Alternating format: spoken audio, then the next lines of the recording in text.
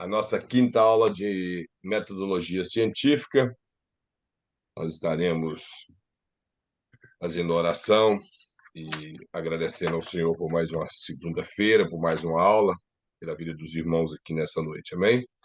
Vamos agradecer ao Senhor. Senhor Deus eterno, Pai maravilhoso, Deus bendito, santo é o seu nome, ó Deus, nos céus e na terra. Nós te glorificamos nessa noite, ó Pai, por mais um dia que nós vencemos.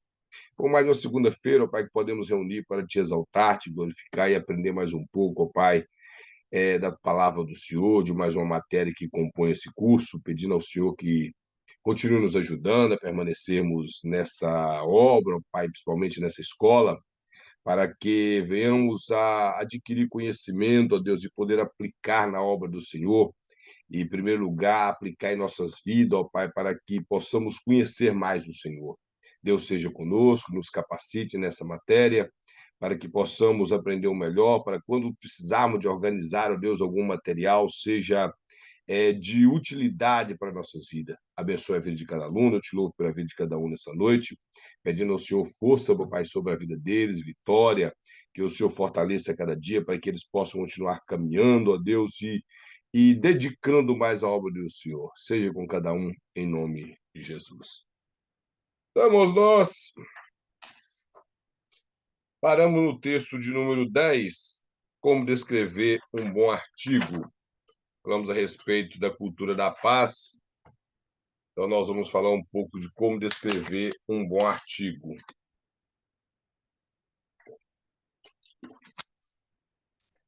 Essa parte dessa apostila tem por intuito nos capacitar a discorrer um assunto para escrevermos um artigo, um texto, preparar algo para nosso discurso, alguma coisa que você queira preparar, como se caso, que talvez não seja o nosso caso, de preparar um artigo para apresentar na frente da igreja ou apresentar em escrito para alguém, mas na frente da igreja, é claro que esse seria o propósito de cada um de nós, ou até apresentar algum artigo, um panfleto, alguma coisa na sua igreja, igual várias igrejas têm esses panfletozinhos que ficam ali nos bancos ou que fica na entrada da igreja.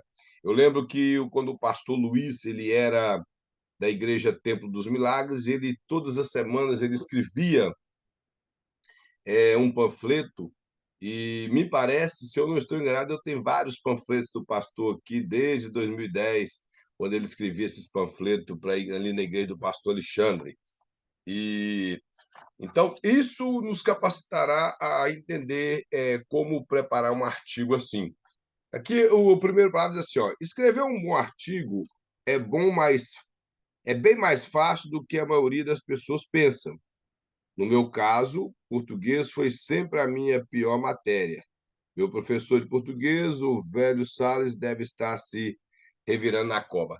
Aqui é claro que o texto é de alguém que eu particularmente não sei quem é, que ele faz uma declaração que o português era ruim para ele, mas que preparar um bom artigo não era algo difícil, era algo fácil. E esse professor Salles também eu não faço a mínima de quem seja, pelo jeito que ele mostra, já faleceu. Aí o segundo vai falar assim, ó, ele que dizia que eu jamais seria lido por alguém. Portanto, se você sente que nunca poderá escrever, não desanime. Eu sentiria a mesma coisa na sua idade. Então, eu não sei qual foi a fonte que o pastor utilizou para tirar esse texto, mas ele quer mostrar que alguém está relatando isso aqui. Que podemos achar algumas dificuldades para escrever, pensar que nós não, que ninguém vai ler o que nós escrevemos, mas a realidade é sempre vai ter alguém que vai ler. O muito que a gente pensa que o que nós escrevemos não tem importância, mas tem sim. O melhor é quando nós pensamos assim do que quando nós temos aquela mente arrogante de que tudo que nós escrevemos as pessoas irão ler. Se as pessoas não lerem, nós nos sentimos bem frustrados com isso. E ele fala assim, ó, escrever bem pode ser um dom para poesias e literatos, mas a maioria de nós está apta para escrever um simples artigo, um resumo, uma redação tosca das próprias ideias, sem mexer com literatura nem com grandes emoções humanas. O pensamento aqui é que nós não precisamos ter tanto conhecimento da literatura, tanto conhecimento da língua portuguesa para escrever algum artigo. o pensamento dele aqui, que não precisa, que a pessoa para escrever, alguns têm dom. Ele apresenta como alguns poetas, alguns literatos que deixam vários escritos, como nós vemos no Brasil, nomes do Brasil que deixaram muitos escritos, como Rui Barbosa. É, vemos várias literaturas no Brasil de pessoas que agora me foge a memória, que deixou muitos escritos bons no Brasil, que mesmo que não sejam evangélicos, mas são bons, que esses homens eram poetas. Agora, o pensamento dele aqui é que mesmo que nós não temos esse dom de escrever, que nós não temos tanta formação assim, mas nós podemos escrever algo. Nós podemos escrever um panfleto, podemos escrever um artigo que poderia ser pregado no quadro de aviso da sua igreja, discorrer ali uma interpretação correta de um versículo que chamaria atenção, seja sobre santidade, sobre a salvação pela graça, escatologia, por exemplo, que é algo que chama muita atenção do povo. Então, esse tipo de coisa, nós, como cristãos, temos a capacidade de escrever. O muito que nós não venhamos a ser pessoas que dominamos a língua portuguesa ou o estilo de literatura, mas como bons servos de Deus que estudamos a palavra do Senhor, gostamos de uma boa literatura evangélica que acompanha na boa interpretação da Bíblia e, acima de tudo, tendo a pessoa do Espírito Santo, podemos sim escrever, mesmo que seja um pequeno artigo, para deixar ali, para que as pessoas possam alimentar a alma deles. Ele fala aqui, ó, no primeiro ponto, eu sempre escrevo tendo uma nítida imagem da pessoa para quem eu estou escrevendo. O pensamento aqui do comentarista é que ele tem em mente, quando ele vai escrever algo, que isso poderia.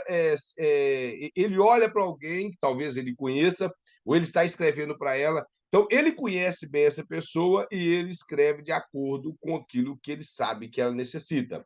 Ele fala assim que ele tem uma nítida imagem da pessoa para quem ele está escrevendo. Então, ou seja, esse artigo possivelmente seria um artigo que falaria com muitas pessoas. Então, às vezes ele tem conhecimento da área que muitas pessoas sofrem, que muitas pessoas estão passando dificuldade, dependendo do tipo de artigo que ele vai escrever, ou se é algo intelectual, para um grupo de pessoas que ele consegue alcançar.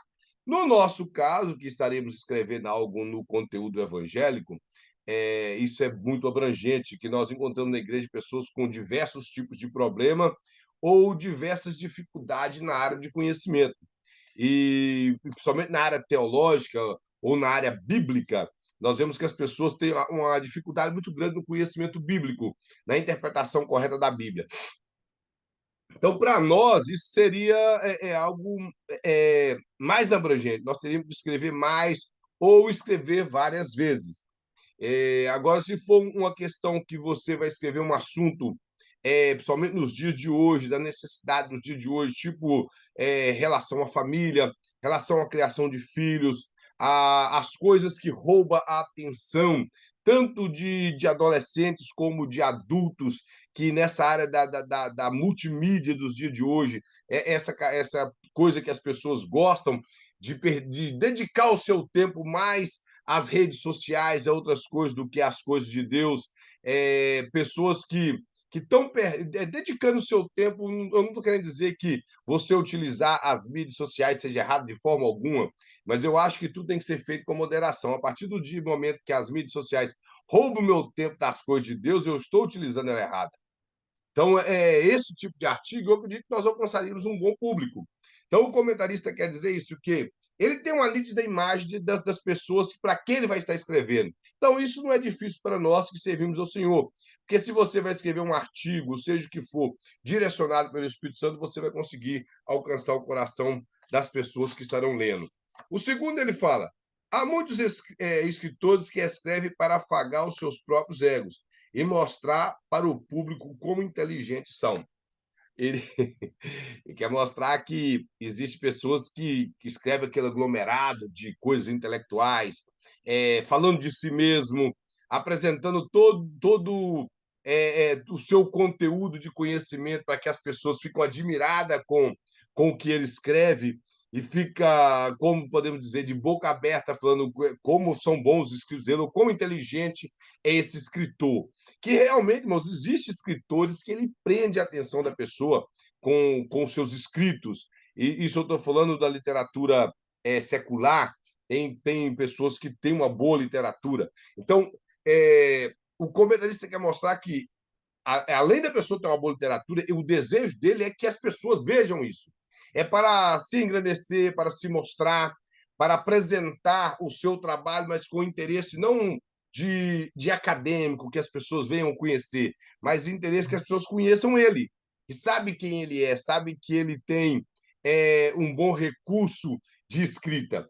E trazer isso para nós temos que ter em mente que quando seja uma apostila, um artigo, um texto que vamos esboçar, nós temos que ter em mente que o principal alvo ali é o reino de Deus, que ele venha crescer.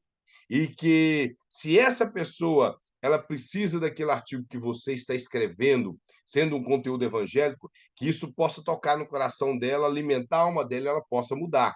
E de forma alguma apresentar o nosso conhecimento. Eu não sei se é só eu que observo isso, mas de um tempo para cá, irmãos, as pessoas têm preocupado muito, eu estou dizendo na área das pessoas que estudam teologia. Eles não têm preocupado em ser profeta na igreja, mas sim preocupado em apresentar aquilo que ele aprendeu. Por exemplo, digamos que hoje eu aprendi alguma coisa lendo algum livro, e dentro desse livro que eu aprendi algo, eu quero uma oportunidade na igreja a qualquer custo para que eu possa apresentar aquele conhecimento que eu adquiri hoje. Os irmãos estão entendendo? Então, esse tipo de coisa, irmão, tem que estar longe de nós.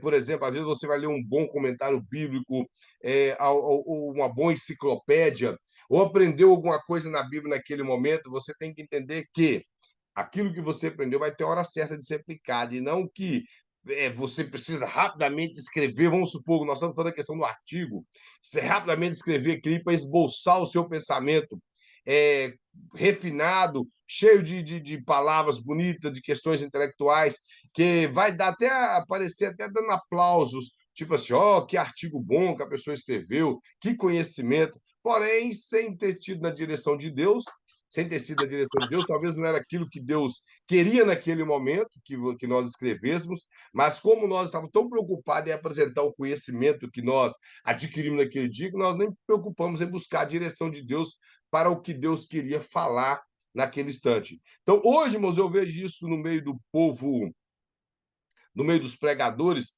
essa capacidade de querer sempre apresentar uma coisa sem preocupar em buscar se é aquilo que Deus quer que fala na igreja. Porque, como eu já falei várias vezes, além de ensinadores, de teólogos, ou não vou falar teólogo, de estudante de teologia, que teólogo é quem defende tese. Eu, particularmente, não sei se alguém aqui interessa defender tese, fazer um doutorado, mas indiferente disso. Como bom estudante de teologia, irmãos, nós temos que preocupar, acima de tudo, em ser profeta da igreja, em querer ouvir a voz do Espírito Santo para ver o que ele quer falar com a igreja e não o que nós queremos. Então, do mesmo jeito que o pensador aqui coloca que há essas pessoas que querem simplesmente esboçar o seu conhecimento, infelizmente, no meio da igreja, não há isso também. Pessoas que simplesmente têm esse interesse de mostrar o quão ela conhece, sem preocupar em tocar a alma das pessoas.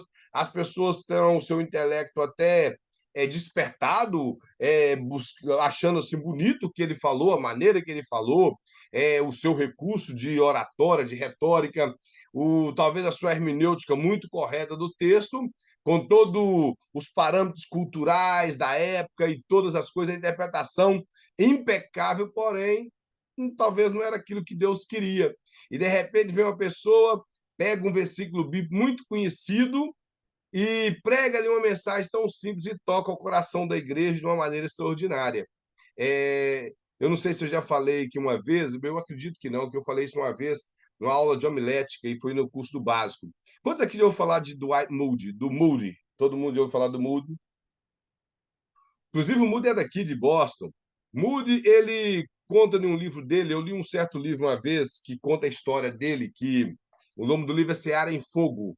E nesse livro ele diz que esteve na Inglaterra, pregando na Inglaterra, e ele pregou na Inglaterra, e de repente, quando ele terminou de pregar, e ele falou que já estava muito acostumado com pregação, ele conta nesse livro, lamentando, que chegou uma época da vida dele que ele estava chegava nos lugares e abria um esboço e pregava, mas ele não buscava a direção de Deus e ser profeta. Ele estava com tanta fama que para ele o importante era pregar. Então ele pregava em todos os lugares sem buscar a direção de Deus. E um certo jovem, após ele pregar, um certo jovem inglês falou com ele que queria vir pregar na igreja dele aqui em Chicago. Ele disse que podia ir. Só que ele achou que o jovem não viria. E o jovem veio aqui na outra semana. Quando o jovem chegou, ele estava no escritório pela manhã, o jovem se apresentou e falou com ele, falou, tá ok, pode pregar. E ele nem saiu do escritório. O jovem foi e pregou em João 3,16. Todo mundo conhece o texto. Aí a igreja foi tomada da graça de Deus e, de repente, ele saiu pela porta do escritório e viu a igreja sendo tomada pela graça de Deus, o povo em choro e sentindo a presença de Deus. Ele convidou o rapaz para pregar à noite de novo. O rapaz foi e pregou novamente à noite em João 3,16 e foi mais uma glória na igreja. E, de repente, ele falou, fez um culto a semana inteira. O rapaz pregou domingo de manhã, domingo à noite, segunda, terça, quarta, quinta, sexta, sábado, domingo, duas vezes novamente, em João 3,16. Todas as mensagens diferentes uma da outra. E ele escreve no livro assim que todas as vezes que ele pregou foi um poder de Deus na igreja. Aí ele termina dizendo assim: eu passei mais de um ano da minha vida pregando simplesmente em cima do nome que eu tinha, mas eu não pregava a vontade de Deus. E diz ele que a partir daquele dia que ele viu aquele jovem, e ele tinha desfeito do jovem, que Deus falou com ele o que ele estava fazendo com a obra dele, com a obra de Deus. Então, aquele jovem que não tinha tanto conhecimento acadêmico, tanto conhecimento teológico como o músico tinha, ele chegou lá e pregou, e Deus é o que Deus queria falar com a igreja, é o que a igreja precisava. Então, irmãos, nós estudamos teologia para termos mais recursos, mas nós temos que estar sendo dirigidos por Deus, temos que saber. É isso que Deus quer na igreja? É claro que se você tem recurso teológico, você tem como ampliar melhor sua mensagem, mas sempre lembrando, a minha dependência é do Espírito Santo. E nunca querer aparecer com, seja, uma pregação, um artigo escrito, um estudo bíblico, ou seja, como for. Aí ele fala mais aqui, ó, no, no segundo parágrafo, que é depois do ponto 2. Fala assim, portanto, o objetivo de um artigo é convencer alguém de uma nova ideia, não convencer alguém da sua inteligência. Dentro da questão evangélica, como que seria o pensamento de um pregador? Levar o povo ao conhecimento maior de Cristo, ao não crente conhecer a Cristo e conhecer o plano da salvação. E a igreja de Cristo conhecer mais a Cristo, entender os planos de Deus e, acima de tudo, ter consciência das nossas mazelas e arrepender de nossos pecados, porque uma eternidade de glória nos espera. E não preocupar em passar o nosso conhecimento teológico sem unção, sem ser aquilo que Deus queria falar. Então, como ele mostra aqui que não é esse o objetivo, mostrar inteligência, e sim convencer o povo dentro daquele artigo, e não simplesmente da nossa inteligência. O ponto 3 fala assim, ó, terceira coisa para escrever um bom artigo. Reescreva cada artigo em média de 40 vezes. Releio 40 vezes. Seria a frase mais correta, porque, na maioria das vezes, só mudo uma ou outra palavra. Troco a ordem de um parágrafo ou elimino uma frase. Processo que leva praticamente um mês. Aqui, o que ele está querendo mostrar é o nosso tempo dedicado de reler o nosso artigo, ver o que precisa ser mudado, ver o que precisa ser acrescentado. Não simplesmente você escreveu e já lança ele, já entrega. Não, você escreveu, relê. Ele, particularmente, fala que lê 40 vezes, talvez não precisaria de ler tanto, mas é você reaver aquilo que você escreveu. Você olhar se está tudo de acordo, se precisa de acrescentar alguma coisa, se precisa de tirar, se você realmente precisa de mudar coisas de lugar, se vai encaixar melhor um parágrafo na frente do outro. Concernente a ser um estudo bíblico, alguma coisa, nós teríamos que ser cauteloso naquilo que estamos preparando, para que não, acima de tudo, observar bem o que estamos falando, para que não venhamos a falar uma coisa no início e contradizer no final. Porque o que eu tenho visto ultimamente de pregador, que ele fala uma coisa no início e o final é contraditório, aquilo que ele iniciou tem sido enorme. E eu estou falando da internet, eu estou falando de ver pessoalmente. Esses dias eu vi uma que para mim foi heresia do ano. Um, um, uma irmã pregando, ela disse que nós somos filhos bastardos de Deus e que Jesus vai voltar só para os judeus. E eu pensei, o que vai ser de nós, gente? O que vai ser da igreja? Então, eu ouvi isso, irmãos. Eu ouvi isso, ela dizendo que nós somos filhos bastardos, que ela foi a Israel e ela sentiu vergonha, que a adoração dos judeus é perfeita e a nossa não vale nada. Eu falei, eu não estou entendendo essa mulher. E ela não leu a Bíblia, que a Bíblia diz que Jesus veio para os judeus não quiseram, então ele adotou um outro povo, que nós somos filhos adotados e não bastardos.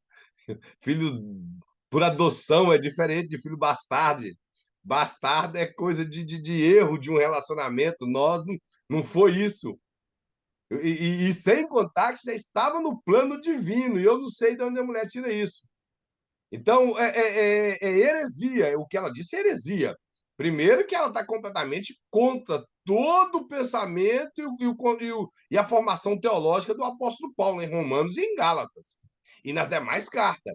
Então, ela disse isso. Então, ela começou uma coisa, depois ela começou falando da igreja, que a igreja era o povo de Deus, que a igreja é o povo escolhido, que a igreja tem a glória, que a igreja, Deus está presente, que Deus ama a igreja. Perfeito. Mas no final ela disse que nós somos filhos bastardos e que quando Jesus voltar, não pensa você, ela fez assim, não pensa você que ele vai voltar para você, não, que ele vai voltar para os filhos legítimos. Aí eu vi que ela não tem conhecimento teológico, porque existe aproximadamente três tipos de filhos na Bíblia: filho por criação, que são os anjos; filho por adoção, por eleição, que são os judeus, os hebreus, que foram elegidos através de Abraão, Isaac e Jacó; e filho por adoção, que é a igreja, da qual eu, você faz parte, e os judeus. Então, a igreja é composta de gentios, toda pessoa que não é filho de Abraão, e de judeus. E não tem esse negócio de que Jesus vai voltar para os judeus. Jesus já veio para os judeus uma vez e eles não quiseram. Então, eu acredito que a Bíblia que ela lê não é a mesma que eu leio. E tem tampouco que eu creio que os irmãos leem, porque ela se contradizeu muito e, acima de tudo, espalhou uma heresia na igreja, que Jesus não vai voltar para a igreja, vai voltar para os judeus.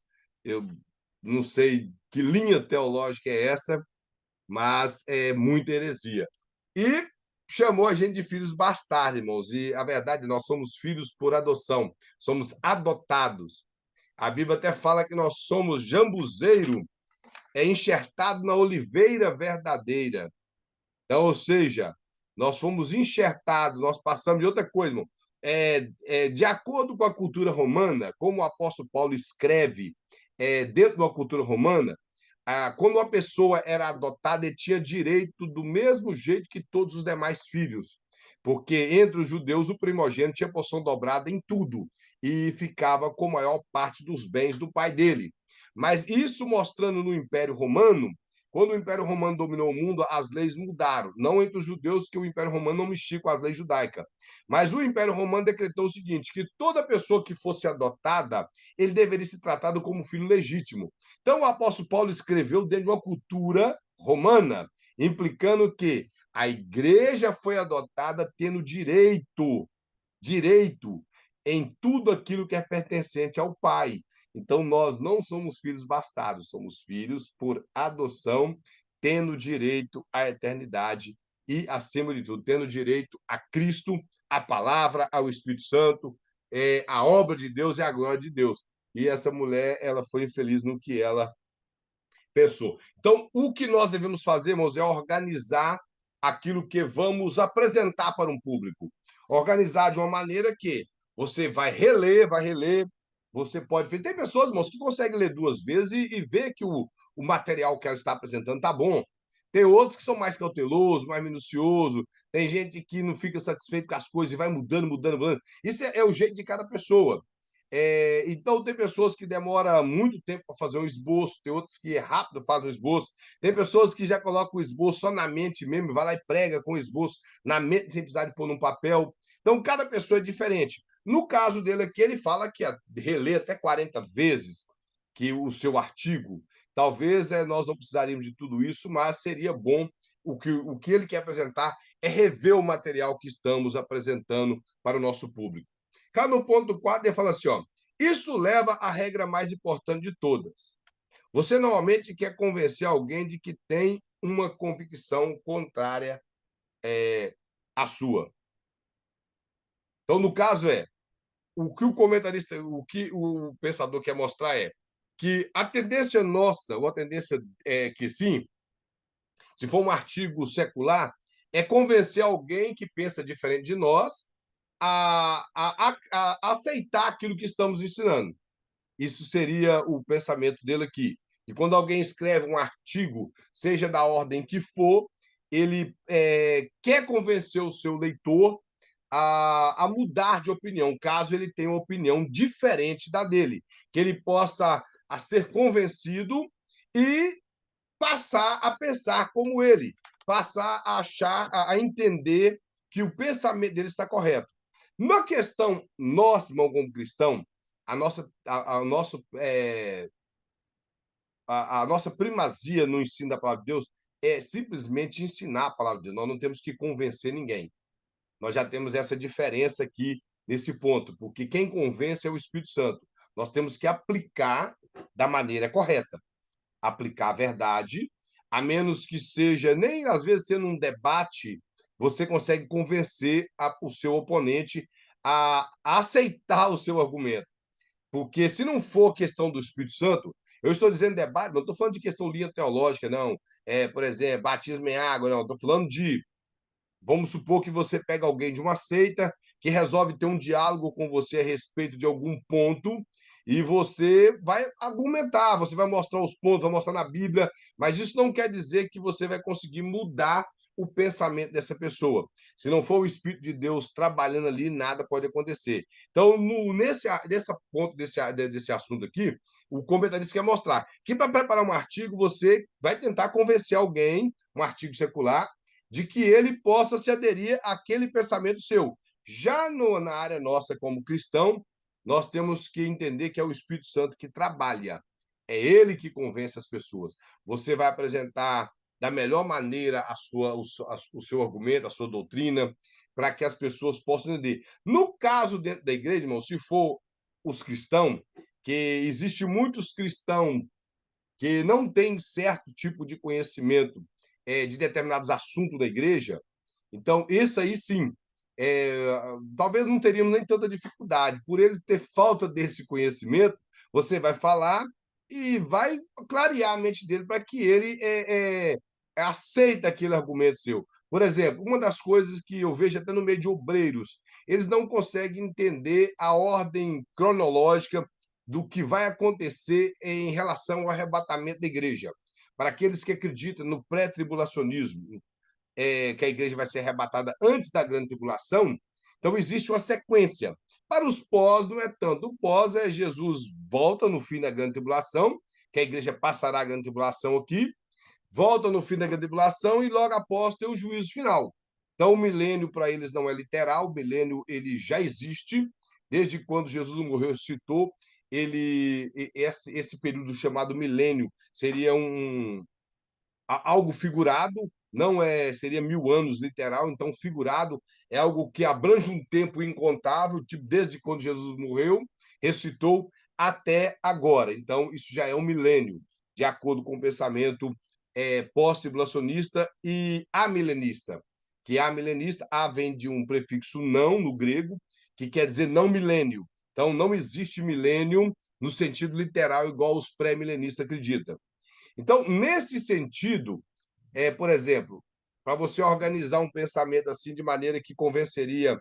Eu estou falando do pensamento assembleiano, irmão, porque nós assembleianos somos pré-tribulacionistas e acreditamos no arrebatamento da igreja, logo após Tribunal de Cristo, que é chamado de Bema, onde as pessoas irão receber galardão e não ser julgado para condenação.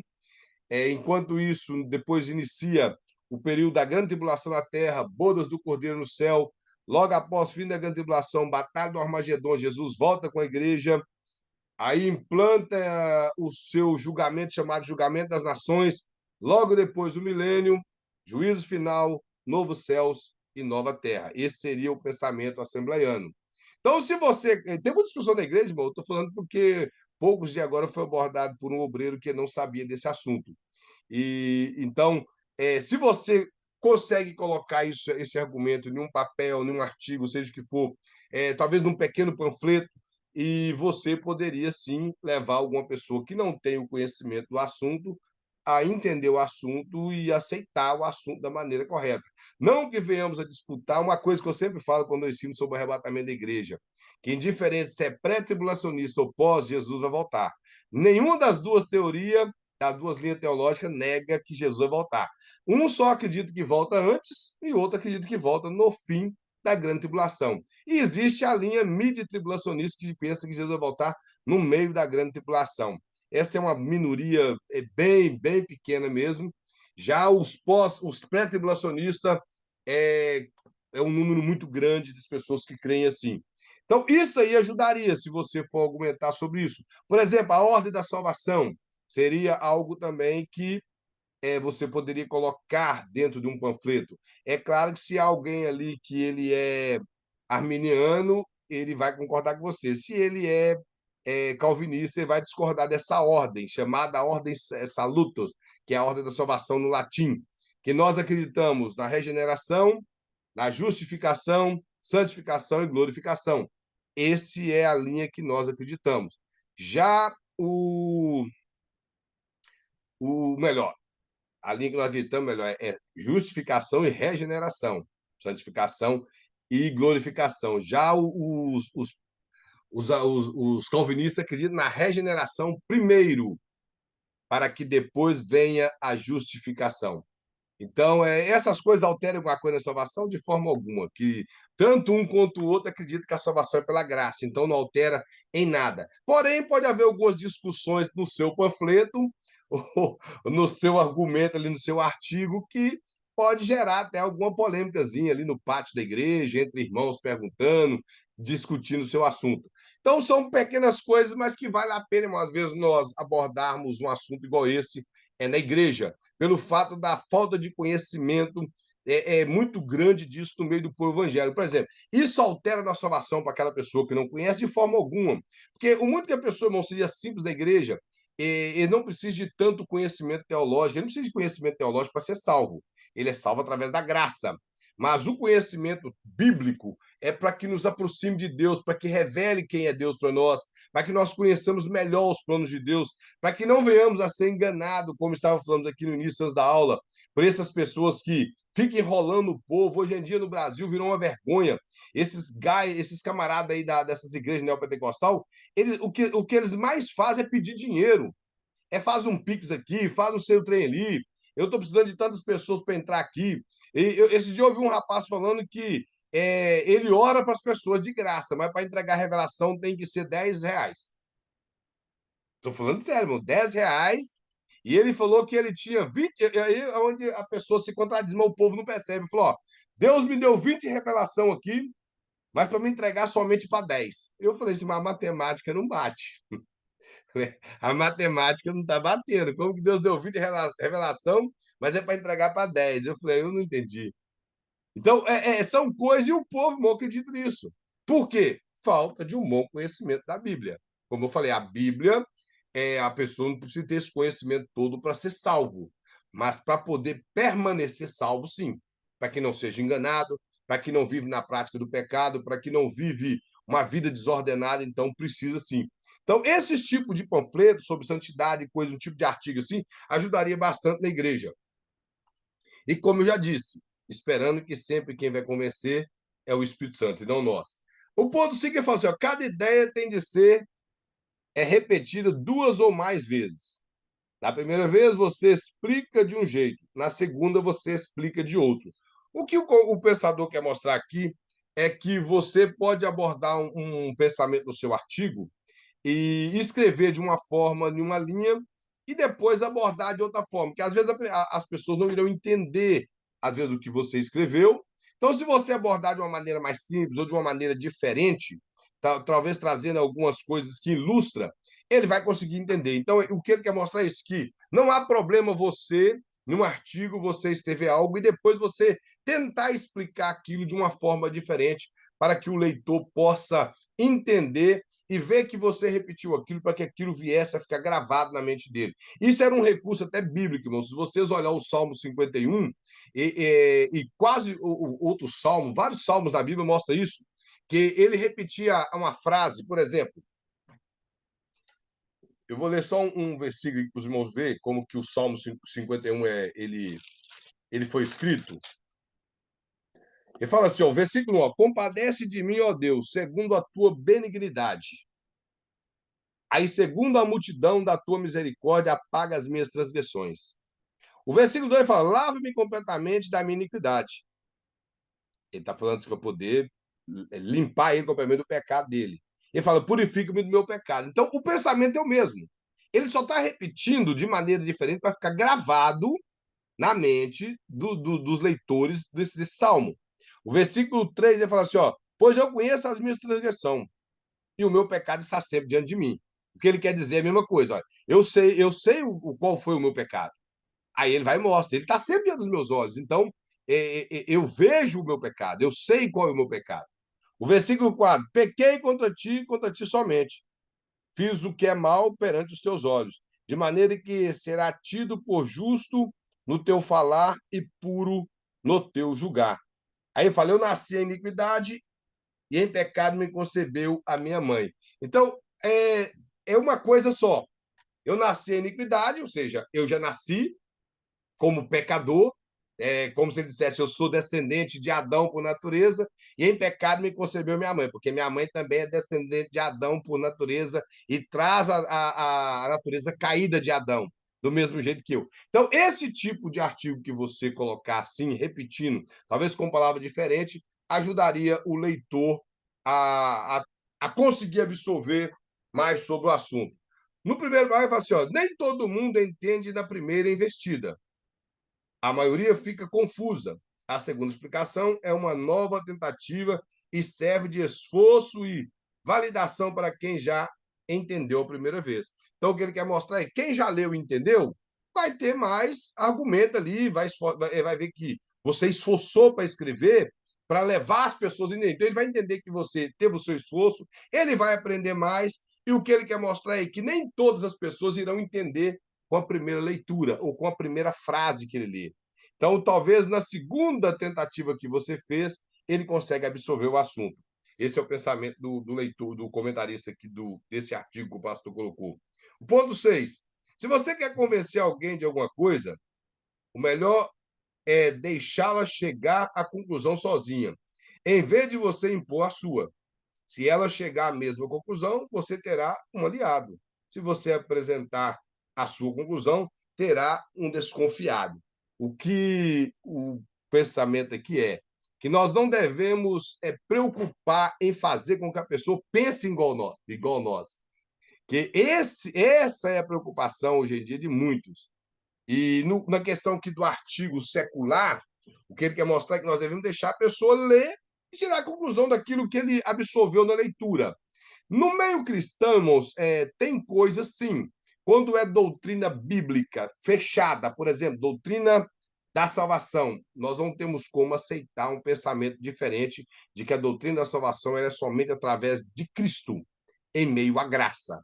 De forma alguma, nós podemos aceitar isso. Não podemos aceitar de forma alguma que existe mais deuses além do Deus eterno, que é o Deus Santo, o Deus Criador de todas as coisas, de forma alguma.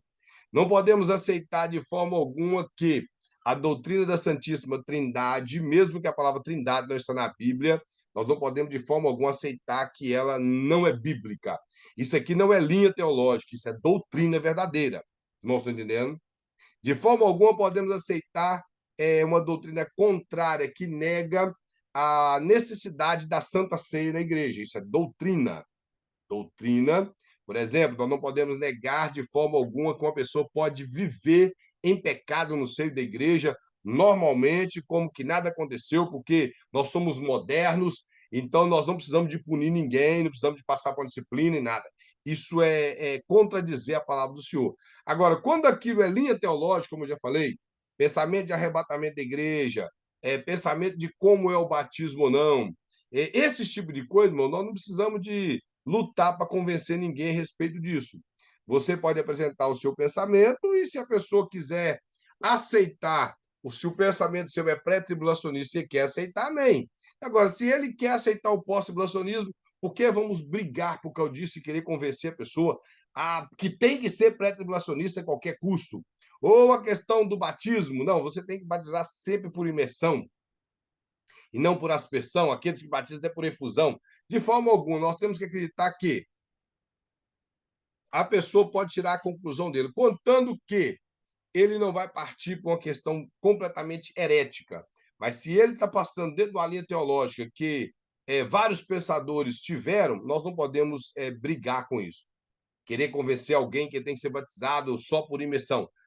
Como eu falei, irmão, sou assembleano, nós batizamos por imersão em nome do Pai, do Filho e do Espírito Santo. É assim que se batiza. Mas, no pensamento assembleano, da maneira que a Assembleia adotou o batismo. Por exemplo, a Assembleia adotou que a Santa Ceia é uma vez por mês. Tem igreja que faz de 4 em 4 meses. Tem igreja que faz 2 vezes por ano. Tem igreja que faz toda semana. Está errado? Não. A ceia é um memorial. Se ela é um memorial, eu acho que nada mais justo que lembrar de Jesus todos os momentos, da morte e ressurreição de Cristo. Só que dentro da Assembleia de Deus adotou que é uma vez por mês. Isso altera alguma coisa? Não, só que tem pessoas que brigam com isso. Uma vez eu, dando uma aula, alguém me perguntou. Eu falei, não, na Assembleia de Deus nós fazemos uma vez por mês. Mas isso é a critério da igreja. É a critério da igreja. Então, não tem a ver com isso aí, não podemos querer convencer ninguém desse tipo de pensamento, a não ser quando o pensamento é doutrina bíblica. Se é doutrina bíblica, aí nós não podemos fugir disso. Temos que ser realmente apologista. De forma alguma querer passar em cima disso aí.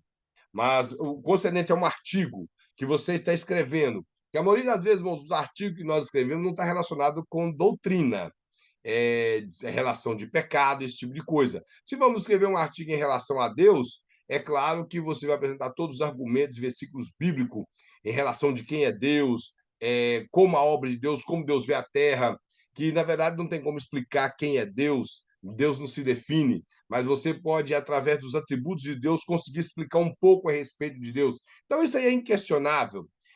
Nem o próprio ateu tem como questionar isso. E, claro, um ateu não vai nem querer ler seu panfleto e você também não tem que perder tempo com ele. Então, esse tipo de argumento, irmãos, que o pensador quer mostrar é que nós devemos deixar com que ele chegue à conclusão dele. E nunca pensar que porque ele não concordou com o seu artigo está errado. Ou que você tem que criar uma certa polêmica com aquilo. Então, deixa ele chegar à conclusão dele. Que o pastor até mostra aqui, que se ele chegar à conclusão por si próprio, talvez você ganhe um aliado. Mesmo que talvez se ele concordar com você, você ganhe um aliado. Ou se você querer forçar, ele fala que você pode ganhar uma pessoa desconfiada e não uma pessoa aliada ao seu pensamento.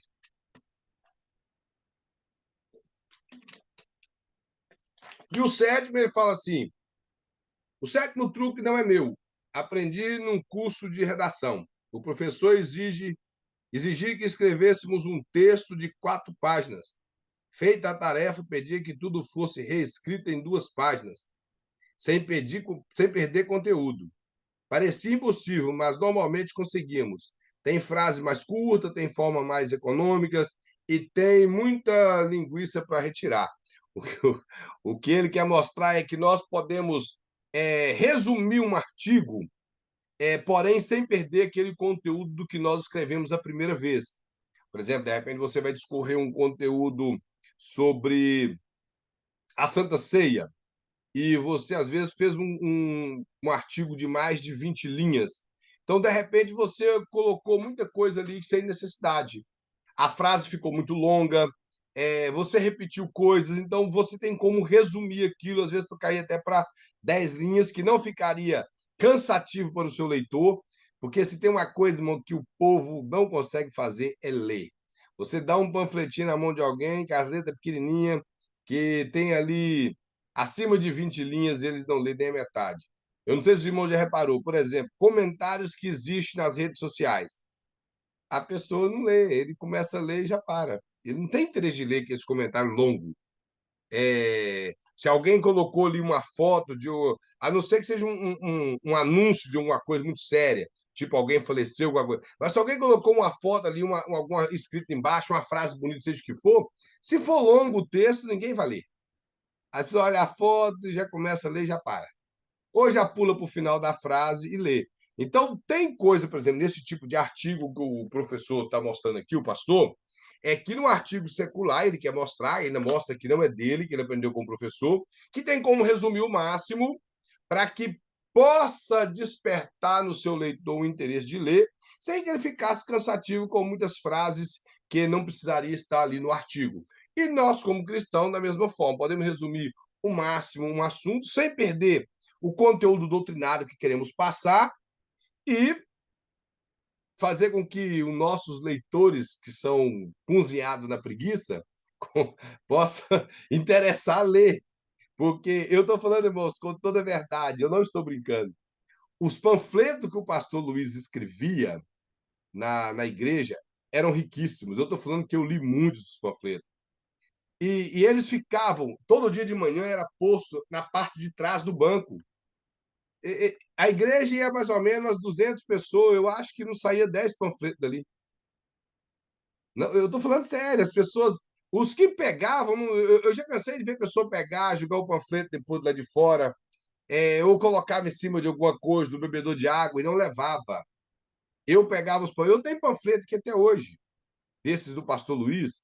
Então, eu já vi isso demais, as pessoas não tinham interesse. E era um panfleto muito bem feito e com assuntos interessantes. Por exemplo, o assunto da Páscoa, ele discorria um texto em relação à Páscoa, para que as pessoas tivessem interesse de entender o que era a Páscoa. E eles não liam. Assunto de ceia, não liam. Então, isso é para os irmãos ver. Agora, de repente, se a pessoa colocasse um panfleto menor, alguma coisa, não estou dizendo que o panfleto do pastor fosse grande ou que fosse enfadonho, eu estou dizendo que o povo em si não interessa. Então, se nós fizer algo ainda que não vai chamar a atenção do povo, aí que eles não irão interessar mesmo. Estou dizendo a questão do artigo de um artigo evangélico, que você vai deixar pregado no mural da sua igreja ou ali na porta da igreja para que alguém possa adquirir esse panfleto ou esse artigo para que ele possa ler em casa em um momento. Então, infelizmente, irmãos, o povo cristão não gosta de estudar. Melhor, não gosta de ler o que é relacionado ao cristianismo. Tem pessoas que lê muito livro de romance, lê essas crônicas aí que ocupam tanto espaço, lê vários volumes desses livros de romance que viraram filme, e não importa, mas quando se fala para pegar um comentário bíblico, pegar a própria Bíblia, tem gente que nunca leu, irmão, nem a carta de Judas, nem as duas cartas de João, que só tem um capítulo, nunca leram nem o livro de Obadias, que também só tem um capítulo. Infelizmente, são pessoas que não têm esse interesse. Infelizmente. Aqui, vamos no texto 11, ele fala da resenha. Aqui no início, ele fala assim, para Andrade, resenha é um tipo de trabalho que exige conhecimento do assunto, para estabelecer a comparação entre outra obra da mesma área e maturidade intelectual para fazer avaliação e emitir juízo de valor. Aí ele fala, no primeiro parágrafo, define resenha como tipo de resumo crítico, contudo mais abrangente. Nessa questão da resenha ser um resumo crítico, os irmãos já observaram que atrás de todos os livros tem umas escritas. Os irmãos já observaram isso? Dos livros que alguns são grandes, outros são pequenos. Aquilo é chamado de resenha crítica. É onde o escritor do livro ele preocupa resumir os assuntos principais que ele vai abordar ali no livro. Eu, particularmente, quando eu leio uma resenha crítica de um livro e ela não me convence, eu não compro o livro. Eu estou falando sério com os irmãos. A resenha crítica, eu aprendi isso na primeira vez que eu estudei teologia. Se ela não te convencer ali na resenha crítica, possivelmente o livro não é bom. Não vou generalizar, não, mas é um percentual muito grande do livro não ser bom quando a resenha crítica do livro não é boa, porque o escritor tem por interesse mostrar o conteúdo que realmente o livro tem. E se o livro não tem um bom conteúdo, ele não tem como pôr na resenha crítica. Então, o pensamento aqui do que é uma resenha seria aquilo que o trabalho que você está fazendo exige, que você apresenta para o seu leitor. Então, você tem por obrigação de, se você for escrever um livro, uma apostila, no caso, não tem resenha crítica, mas você deveria mostrar na sua própria introdução, com a apostila também não tem prefácio, na sua própria introdução, a respeito do assunto que você vai estar apresentando para o seu público que vai estar lendo. Mas no caso aqui da resenha, seria isso: você apresentar ali, como está atrás do livro, todo o conteúdo bem resumido do que você quer apresentar para o povo, de maneira convincente, para que as pessoas tenham interesse de ler aquele livro. Por isso que eu disse que tem resenha crítica de livro que ele não faz jus ao livro. Então você não sabe o que realmente o escritor quer mostrar no livro. E como o livro está selado na biblioteca, lá na livraria, você não tem como saber, pelo índice do livro, se o livro é bom ou não. Eu, particularmente, quando eu vou comprar comentário bíblico, dependendo do escritor, eu nem me preocupo com isso. Vou comprar alguns comentários bíblicos de John MacArthur, eu não me preocupo com isso. Se for de John Stott, eu não me preocupo. É, Augusto Nicodemos, Hernandes Lopes, não me preocupo. De Acácio, eu não me preocupo. De ler a resenha crítica, eu sei que o comentário deles são bons, então eu não tenho essa preocupação. Já foi um grande pregador, apesar de não ser brasileiro, mas ele teve todo o seu ministério no Brasil. E eu já, apesar do nome dele ser o que é, eu ainda tinha o costume de ler as resenhas críticas dos livros dele por já ter decepcionado com alguns livros dele. O pastor Russell Shedd, reverendo doutor Russell Shedd. Eu acredito que aqui todo mundo já ouviu falar de Russell Shedd, até da Biblinha de estudo Shedd. Então, eu já tive algumas decepções com alguns comentários dele, então eu prefiro ler as resenhas críticas do livro dele. E não estou dizendo isso aqui, que se alguém aí é fã do Russell Shedd, eu respeito. Estou dizendo o meu pensamento. Tem linha teológica minha dele que não bate de forma alguma, né? Não encaixa uma com a outra de jeito nenhum. Mas eu respeito ele pela posição dele, por ser o homem que deixou o nome que deixou na teologia brasileira. Isso aí nós não podemos negar. Indiferente dele de ter um pensamento calvinista, mas ele realmente, em questão de interpretação do Novo Testamento, ele era muito bom e nós não podemos negar isso. Mas alguns livros dele eu realmente, se a resenha crítica não me convencesse, eu não comprava. E porque já tive decepções com alguns livros dele. Mas os demais aí que eu citei, irmãos, F.F. Bruce, são livros bons. Então, os irmãos possivelmente já ouviram o pastor Luiz Prestes falar bastante que a biblioteca dele ixi, não tem nem. Quando ele fala que tem 10 mil livros, eu não devo ter nem 1.000 livros aqui ainda. No Brasil tem biblioteca grande, mas aqui, se eu tiver uns 1.000, é muito. E ele tem 10 mil, isso é de comentários, de dicionários, sei lá.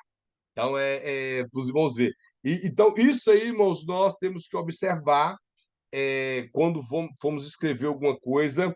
Se for no caso disso aí, essa resenha tem que ser algo que convence, algo que mostra o seu trabalho para a pessoa, que apresenta o conteúdo bom daquilo que você vai estar escrevendo.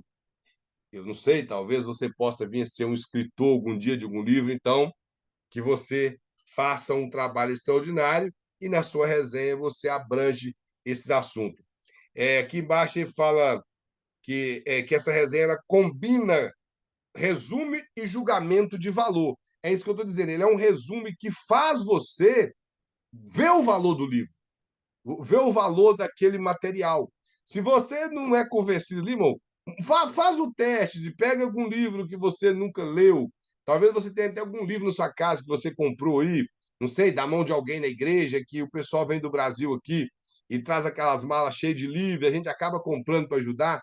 A gente, não, na verdade, se não for comentário bíblico, eu não compro. Eu não sou muito de comprar livro devocional, só compro comentários bíblicos, ou dicionário, alguma coisa. Então, como eu não sou de comprar livro devocional, tem poucos aqui que eu ganhei, eu não dou muito esse azar de comprar esses livros devocionais que as pessoas trazem do Brasil e você acaba tendo decepção. Então, esses livros, irmãos, pega um desses livros, se você comprou para ajudar algum pregador, lê a resenha crítica dele e vê se realmente ele vai te convencer de acordo com o título do livro. Porque, de repente, eles dão um título de um livro que aquele título ali te encanta. Você fica interessado com o título do livro e quando você pega o conteúdo do livro, ele não te traz nada de interessante. Não te ensina nada, não acrescenta nada para você, e de repente você para até no meio da leitura do livro, de tão ruim que o livro era. Não estão compreendendo? Então, faz um teste se você tem algum livro aí que você não leu ainda, que não seja um comentário bíblico, e lê essa resenha crítica dele. É aquelas coisas que tem na capa atrás do livro. E você vai ver se esse livro te convence ou não.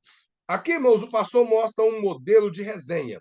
Eu não vou ler, porque se os irmãos reparou, eu gostaria que se os irmãos não leram, os irmãos leem essa resenha aqui que foi abordada aqui, para que os irmãos tenham noção de melhor para fazer uma resenha. Aqui o pastor mostra um modelo de resenha, e são 2 páginas, então né, não vamos gastar o nosso tempo aqui lendo toda essa resenha. Nós vamos pular direto para o texto de número 12. O texto de número 12, onde fala do projeto de pesquisa.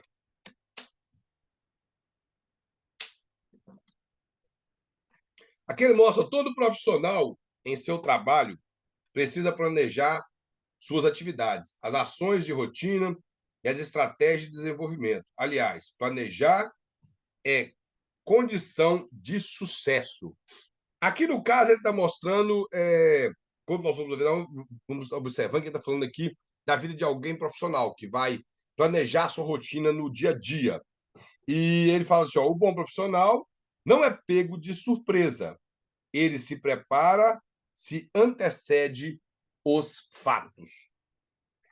O terceiro parágrafo, assim, ó, o projeto de pesquisa é um texto acadêmico que expressa uma intenção, uma investigação que se pretende realizar. Aqui, no caso, ele está falando aqui da questão do que vamos organizar para fazer uma pesquisa, para o nosso projeto para pesquisar algo. E o pastor está mostrando aqui que todo o bom profissional na sua área, ele não é pego de surpresa, ele se prepara. Vocês vão entendendo? Todo bom profissional se prepara na área dele. Isso é normal. Isso tem que acontecer. Na área de um professor, ele tem que se preparar na área dele. Se a pessoa, ele de forma alguma, ele vai ser um professor, vai chegar sem conhecimento nenhum da matéria lá e como se ele fosse pego de surpresa. No nosso caso, irmão, que temos esse interesse como ministros do Evangelho, como estudantes de teologia, nós temos que nos preparar sempre, sempre. Estamos preparados. Eu não sei se já aconteceu com vocês aqui, de algum de vocês chegar na igreja e eles te colocar para pregar. Já aconteceu isso com alguém aqui? Já aconteceu, irmão? Fazem a mão. Você chegar e, o irmão está aí, o irmão vai trazer a pregação de hoje à noite. Isso já aconteceu bastante comigo. E lá no Brasil nós trabalhávamos com escala, mas aqui na nossa igreja nós não trabalhamos com escala. E já, principalmente no Brasil, a gente ia na Assembleia de Deus, tá o irmão da Assembleia de Deus do bairro tal, traz uma palavra aqui ou traz a mensagem final. Porque a maioria das vezes era colocado na carta de recomendação, o irmão prega. E se você carrega um título de pastor, presbítero, evangelista, eles não querem saber, que você tem que pregar mesmo. Se não tem um pregador naquela noite, eles te colocam para pregar. Então, tem que estar preparado. Eu não gosto dessa frase do cristão, que ele vira e fala, eu fui pego de surpresa. O pastor até coloca aqui que ele nunca é pego de surpresa. Por que eu não concordo com essa frase? Porque se nós não estamos preparados, irmão, para pregar, estou dizendo de quem tem o ministério da pregação. Estou dizendo de quem não prega. Estou dizendo de quem tem o ministério da pregação. Se eu não estou preparado para pregar, eu vou estar preparado para entrar no céu, irmãos? Jesus voltar? Se eu não estou preparado nem para pregar? Aí as pessoas pegam o microfone e falam: eu confesso aos irmãos que eu fui pego de surpresa, não estava preparado. Não estuda a Bíblia, não? Não ora? Se ele estuda a Bíblia e ora, ele tem pelo menos um versículo na memória, gente. Não é possível. Pelo menos um versículo ali que Deus falou com ele, uma hora vai desenrolar uma mensagem aqui. Então, irmãos, nós temos que entender que nós não podemos ser pego de surpresa, ainda mais como estudante de teologia. Você não pode ser pego de surpresa. Você tem que estar sempre preparado.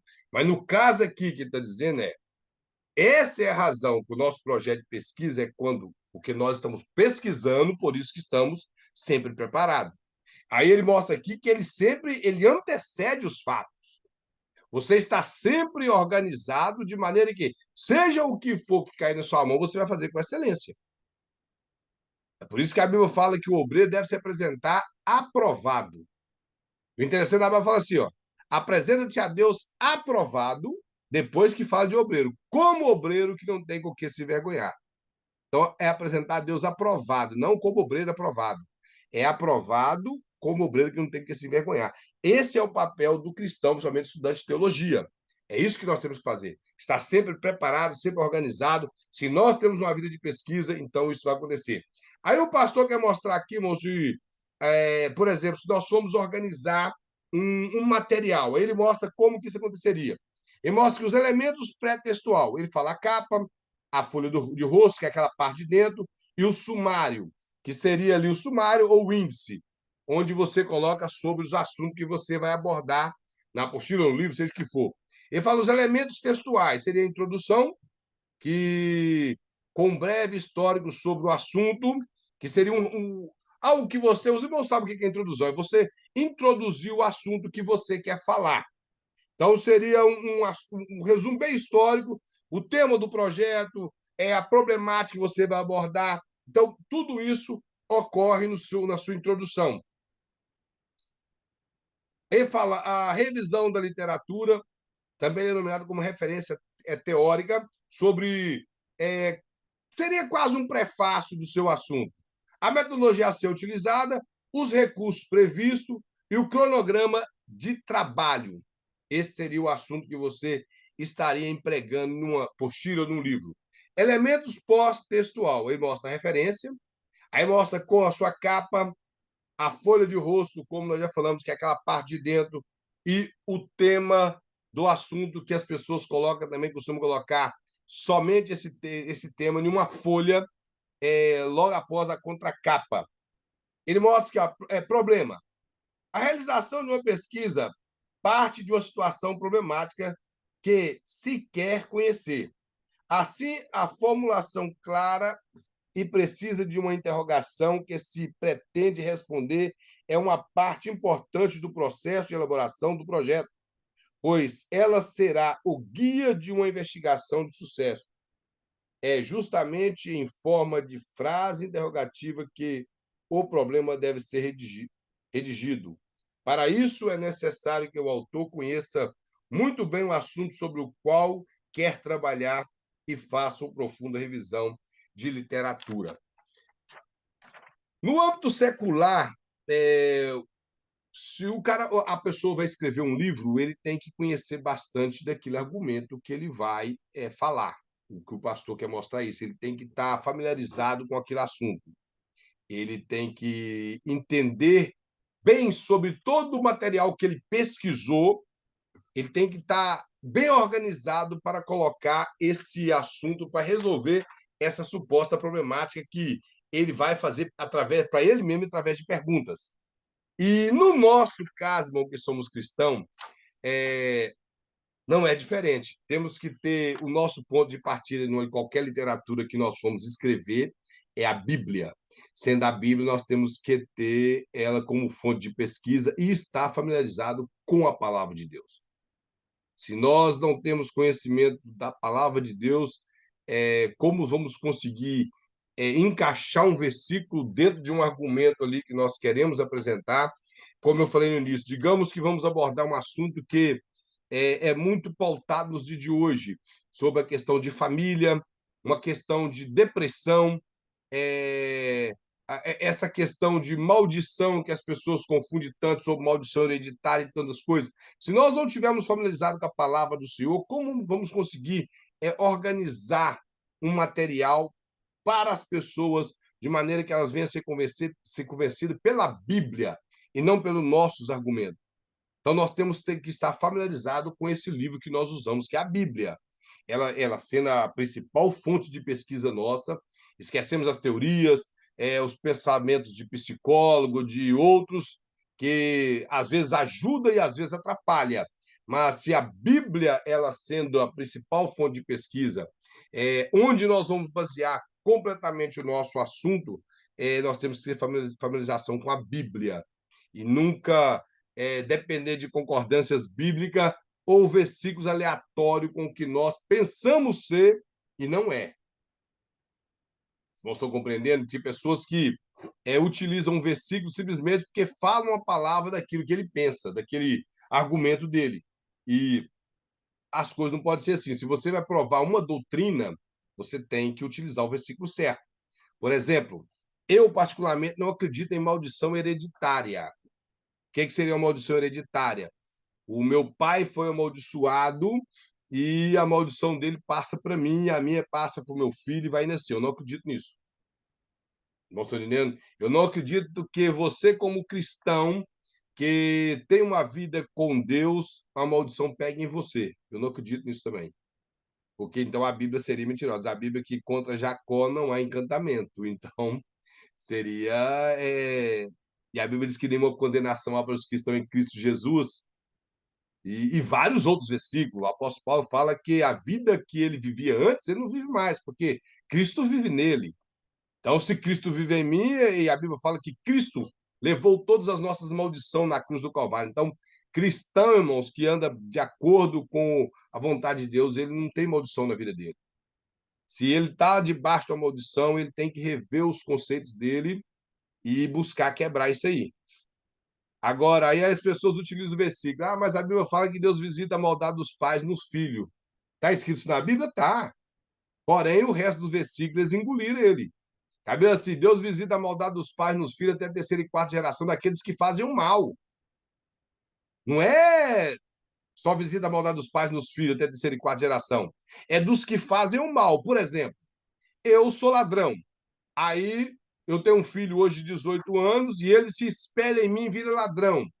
Eu morro, ele arruma um filho, o filho espera nele, vira ladrão, e vai indo assim. Se nenhum deles aceitar Jesus, vai todos morrer ou ser preso.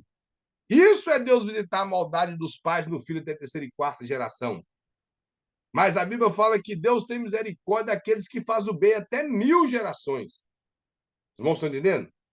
Então, se eu sirvo a Deus, o meu filho serve a Deus, o filho dele serve a Deus, irmão, e todos estão andando de acordo com a vontade de Deus, que maldição que vai pegar em nós? Agora, para mim abordar isso em um material para entregar na mão de alguém, eu tenho que ter argumento bíblico. Eu não posso simplesmente falar para alguém que não existe maldição hereditária, sendo que existem muitos livros que abordam esse assunto, sendo que eu não tenho um argumento bíblico. Porque nós vemos muitos livros escritos a respeito de maldição hereditária. Inclusive, nessa meada aí dos anos 80, que a suposta teologia da libertação ela avançou bastante, nesse período, irmãos, o que foi escrito de livros em relação à maldição, em relação à quebra de maldição, a esse tipo de coisa, foi muito grande. Por exemplo, nós vemos livro de Rebecca Brown, aquele veio para libertar os cativos, livro de um escritor americano, de Esse Mundo Tenebroso. Tem um outro livro de um escritor aí que chama Porcos na Sala. E vai indo assim, são livros que apresentam essa questão de libertação de uma maneira que os crentes passam a acreditar que eles vivem debaixo de uma maldição. Então, se eles não têm conhecimento bíblico e acreditam nisso, a situação fica difícil. Agora, se eu quero escrever um assunto dentro desse argumento, que existe muitos escritos a respeito disso aí, que às vezes até parece convincente para o não conhecedor da Bíblia. Se eu também não tenho conhecimento e quero argumentar em cima disso aí, como que o povo vai dar atenção para o meu escrito se eu não apresento Bíblia, se eu não mostro dentro da Bíblia. Os irmãos estão compreendendo o que eu estou falando? Se você vai apresentar um artigo para alguém, que ele tenha um conteúdo baseado na palavra de Deus. Ele mostra aqui, irmão, na página de número 37, a hipótese. Hipótese é uma resposta provisória que o pesquisador atribui ao problema. E isso aqui, irmãos, o que ele apresenta aqui é o seguinte: no escrito secular, realmente nós podemos utilizar a resposta provisória. No escrito seria algo evangélico, não existe provisório. Ou é ou não é.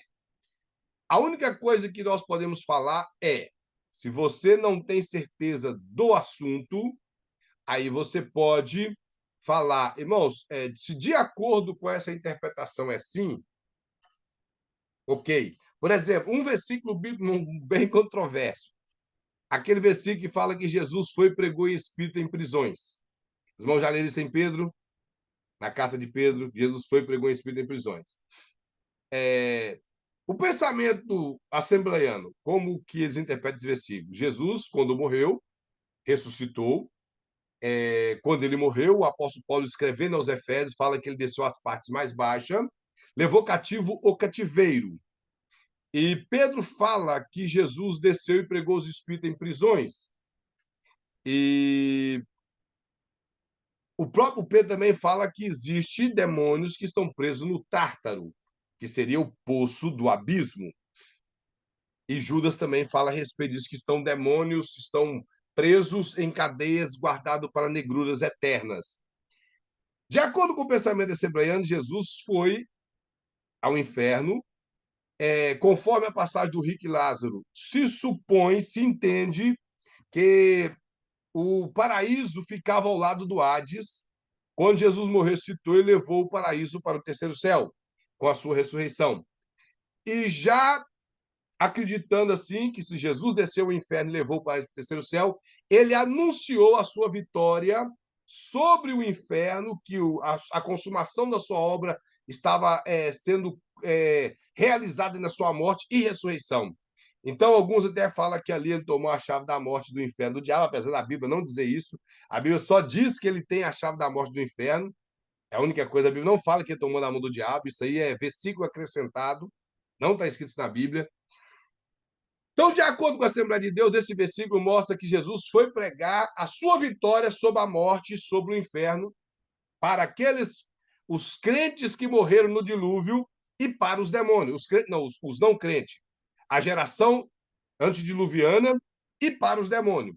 Já o pensamento mais tradicional, principalmente de João Calvino, acredita-se que Cristo ele não foi pregar vitória sobre a morte no inferno.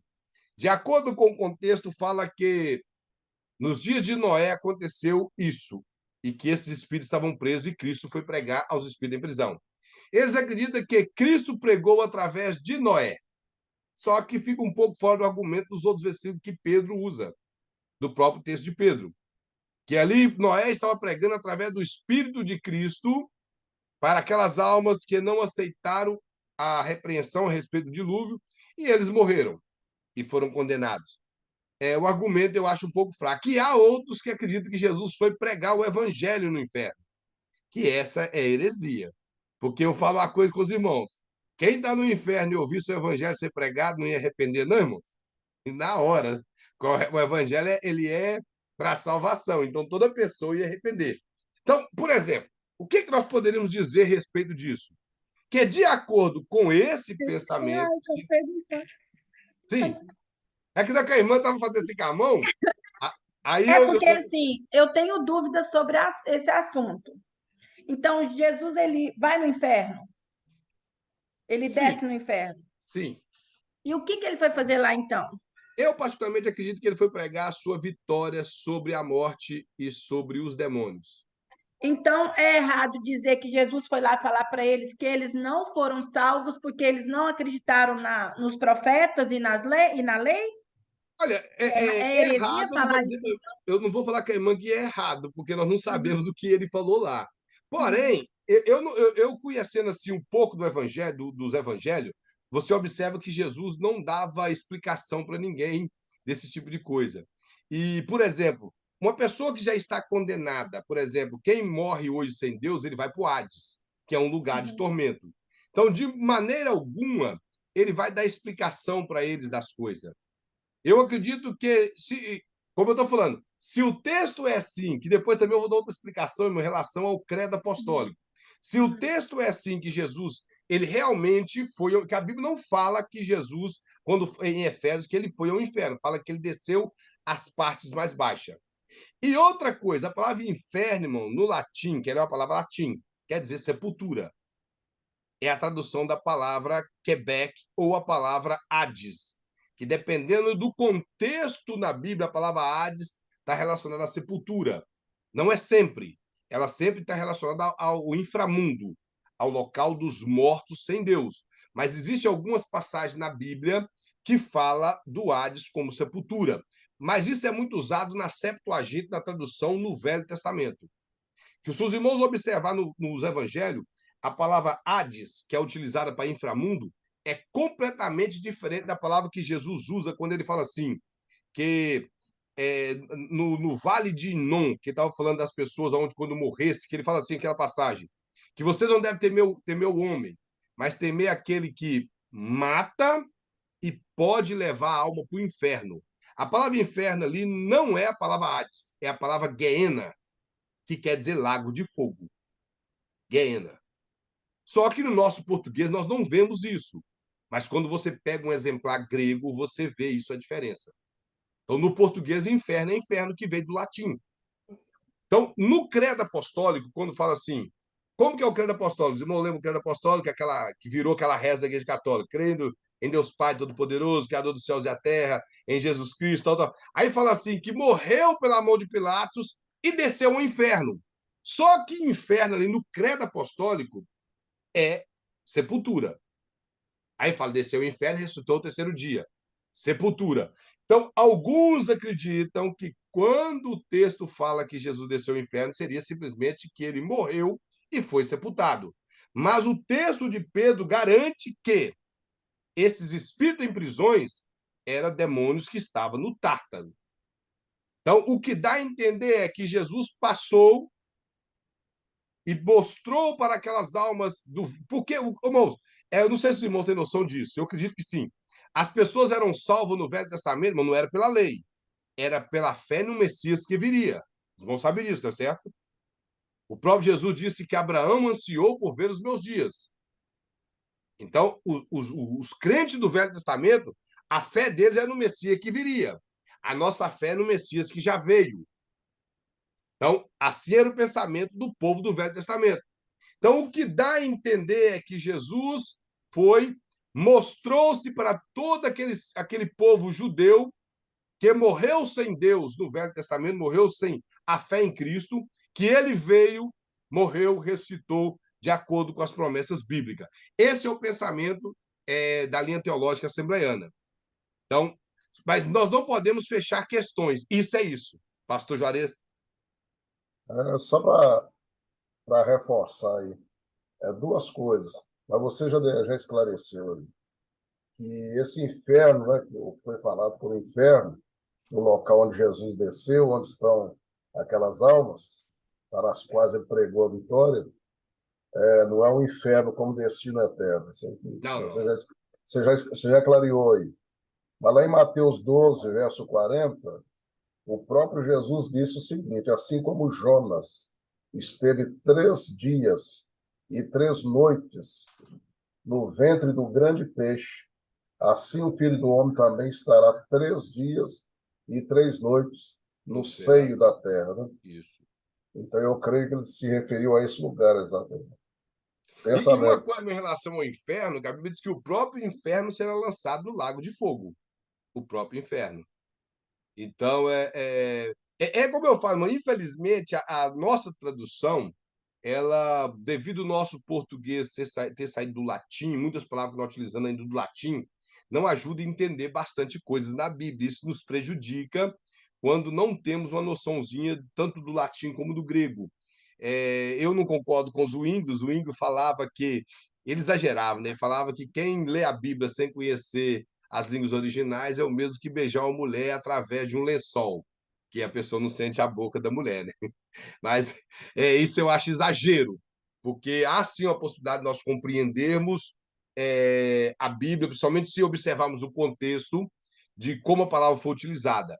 Então, eu acredito assim. Outra coisa, por exemplo, que seria uma hipótese, em lugar nenhum da Bíblia fala que o diabo trouxe um terço dos anjos para a terra. Lugar nenhum.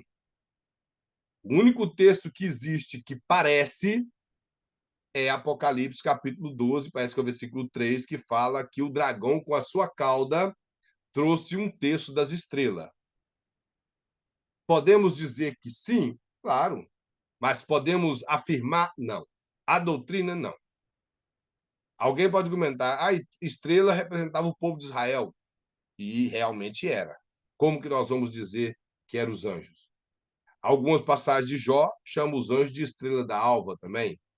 Mas nós não podemos afirmar 100%, porque não existe outro versículo que corrobora com aquele versículo está falando dos anjos. Então, poderia ser uma hipótese. Se você for apresentar o assunto, você pode dizer, irmão, de conformidade com o pensamento de interpretação de muitos, esse texto possa estar relacionado com a queda dos anjos que seguiu o diabo. Mas nunca afirmar assim, 100%. Os irmãos estão entendendo? Então, isso seria uma hipótese numa interpretação que nós estaremos dando de pesquisando, ou você entregando uma pesquisa sua na mão de alguém, apresentando o material seu para alguém. Tem coisas, irmãos, que nós não temos como fechar a questão. Isso eu aprendi, o pastor Luiz sempre cita muito, é o pastor Antônio Gilberto, saudoso Antônio Gilberto. Ele sempre fala que um bom teólogo não é aquele que fecha a questão, é aquele que pesquisa vários pensamentos e se opta por melhor. E se não há aquele que fechou a questão que é boa, que convenceu ele, ele fica ali de acordo assim com vamos ver se isso é ou não. Já que o versículo está tendo muita dificuldade para ser interpretado, nós não podemos fechar a questão. Então, se você for apresentar um argumento para alguém em escrita e você não tem certeza daquilo, é melhor não fechar a questão do assunto. E, infelizmente, muitos teólogos fecham a questão que tal coisa é tal, mesmo que está errado, mas não importa, ele fecha a questão daquilo ali. Uma das coisas, por exemplo, que os teólogos que a maioria fazem isso são teólogos calvinistas. Eles, infelizmente, fecham questão em quase tudo e não importa com a consequência do resultado daquilo ali.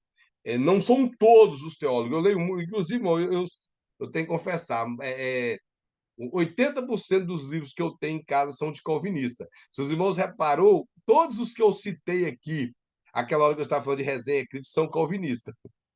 Dia Castro é calvinista, Hernandes Dias Lopes, Augusto Nicodemos, o Shed é calvinista, o John Stott, John MacArthur, John Piper, Martin Lloyd Jones, todos são calvinistas. Sem contar que eu tenho aqui um comentário bem vasto do próprio João Calvino. Então, os meus comentários são calvinistas, mas eu busco aproveitar o máximo do que eles têm para nós, que são bons comentaristas, e aquilo que eu não concordo, eu simplesmente deixo para lá. Essa é a razão que eu estou dizendo para os irmãos que eu vejo em muitos teólogos calvinistas que eles fecham muita questão em determinados assuntos que a Bíblia não dá base para aquilo. Uma passagem, por exemplo, um pouco complicada de interpretar. No capítulo 11 da primeira carta de Paulo aos Coríntios, ele fala em relação à mulher Usavel, que ele fala por causa dos anjos. Os irmãos já leram isso na Bíblia? Quando fala que elas deveriam usar véu por causa dos anjos? Quando você lê assim, fica sem contexto, que realmente não tem um contexto ali para te ajudar a interpretar aqui. Mas o que tem a ver a mulher usar véu por causa de anjo? Porque primeiro o apóstolo Paulo está relacionando de conflito de marido com mulher em relação ao próprio véu. Os irmãos observar isso. Ele está falando disso aí, ele mostra que ele está querendo mostrar que as mulheres não queriam, os maridos queriam que elas usassem véu e elas não queriam usar. Então ele começa a mostrar que elas deveriam obedecer os maridos e usar o véu para se diferenciar na cultura da época. Existe várias explicações a respeito disso. Existe uma que é mais convincente da cultura, porque as mulheres prostitutas rapavam, não rapavam a cabeça, Elas cortavam o cabelo curto, deixando à mostra a orelha e o pescoço, que era algo que despertava interesse nas pessoas. Então, quando elas vieram a converter, casaram, e elas mantinham aquele estilo, e os maridos começaram a pedir com que elas deixassem o cabelo crescer, ou que raspasse a cabeça, que de acordo com... Eu não sei se os irmãos sabem, as mulheres judias, quando elas casam, os irmãos sabiam disso, que assim que elas casam, elas rapam a cabeça? Os irmãos sabiam disso? Não? As judias raspam a cabeça, principalmente da linha ortodoxa. Elas raspam as cabeças e usam peruca. Algumas não, para mostrar que ela é uma mulher casada. É questão cultural. Então, como elas tinha muitos judeus dentro da igreja de Coríntios, o apóstolo Paulo, por isso que ele fala que se ela não quer usar o véu, então que raspe a cabeça. Se ela raspando, as pessoas que vissem essas mulheres entenderiam que elas eram casadas e quando o cabelo crescesse, ficaria normal. E a questão do véu é uma questão cultural persa, que algumas judias depois aderiram ao costume. Então, existiam alguns judias também que usavam véu. Então, essa é a questão. Só que o apóstolo Paulo vai e apresenta que elas deveriam usar o véu por causa dos anjos.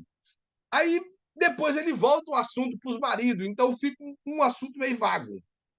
Eu já vi uma interpretação desse versículo, que eu acredito que os irmãos que também já viram, é o pensamento que lá no capítulo 6 de Gênesis, quando fala que viram os filhos de Deus que as filhas dos homens eram formosas e coabitaram com ela e tiveram filhos. Os irmãos já leram essa passagem de Gênesis 6, do dilúvio. Alguns falam, principalmente, eu tinha citado ele aqui, o Russell Shedd acredita nisso.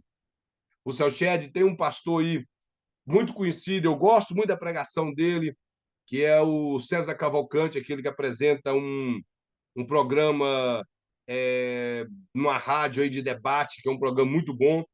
Ele é um cara muito bom, ele acredita nisso, nesses anjos que desceram e tiveram relações com as mulheres, e essas mulheres tiveram filhos gigantes, só que, na verdade, a Bíblia diz que já existia gigantes na Terra.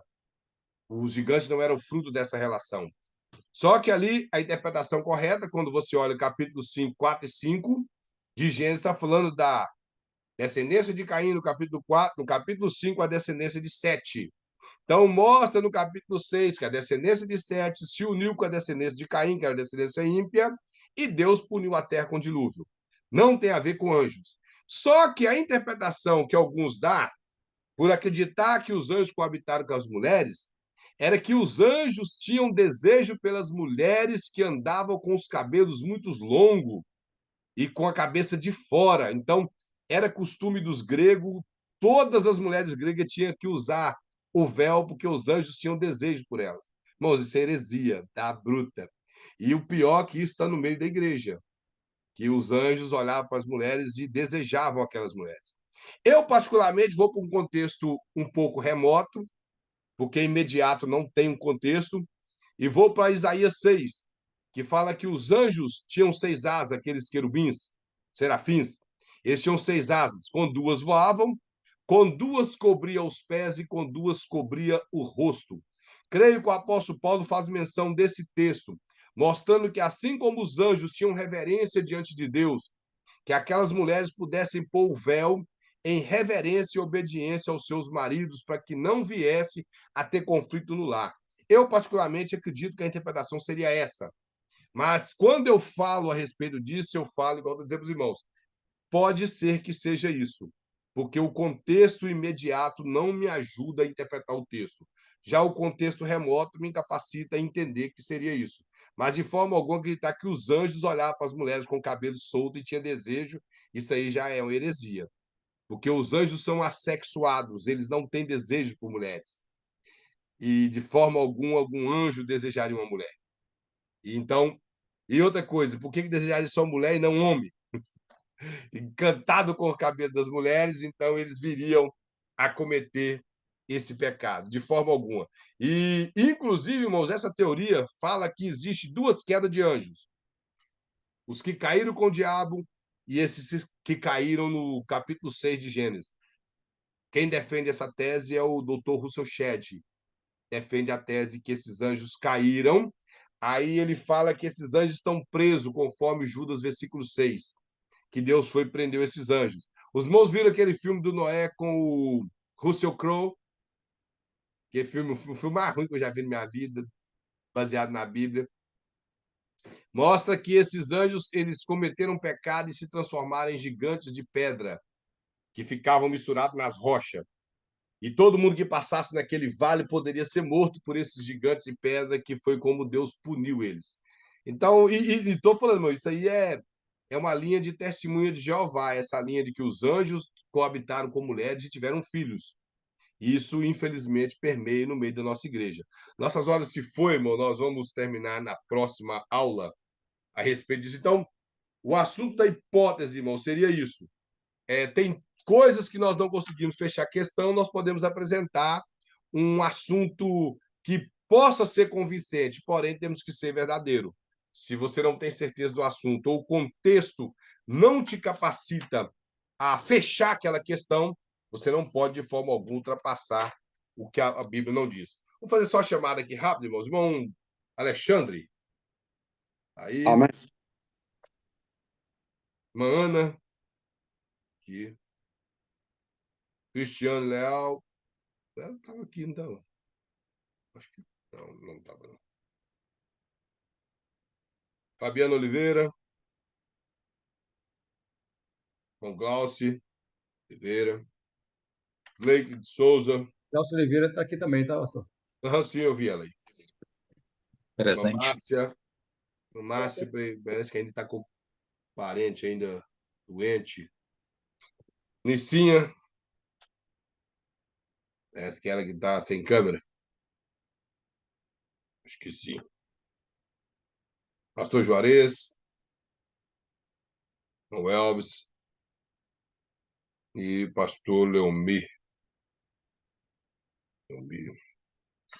Amém, irmãos. Nós vamos finalizar a nossa aula, agradecendo a Deus por mais uma vez. Na próxima semana será a nossa última aula.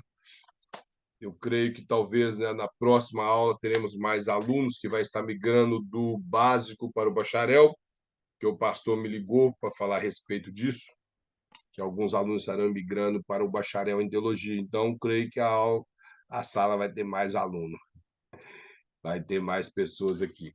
E os alunos do básico, eles gostam de fazer uma pergunta. Ainda bem que vai ser o pastor que vai estar na próxima aula. Eles dão a pergunta com força, mas eles gostam. Amém. Eu gostaria de pedir ao nosso irmão Alexandre Guerreiro para estar agradecendo ao Senhor por nós.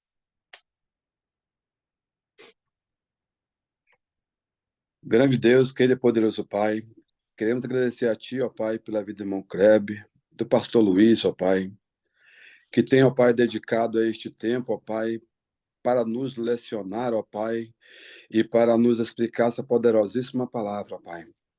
Que as Suas boas mãos venham ser com Teus filhos, cobrindo eles, ó Pai, com toda sorte de bênção. E cada um aluno, ó Pai, que estão disponibilizando o seu tempo para estar este momento em dedicar, em aprender a Tua poderosa palavra, ó Pai. Venha ser com cada um de nós, nos guardando, com nossos familiares, ó Deus. E desde já também, ó Pai, despedimos, ó Pai, a todos, ó Pai, no nome santo de Jesus, que o Senhor venha nos dar uma noite de sono reparador, ó Pai, que as Tuas boas venham ser conosco no restante da semana, ó Pai, para todos sempre. Te louvamos em nome de Jesus. Amém. Meus irmãos, que Deus em Cristo abençoe a todos. Todos tenham uma excelente noite. Todos ficam na paz do Senhor Jesus Cristo. Amém. Pode ser com Deus.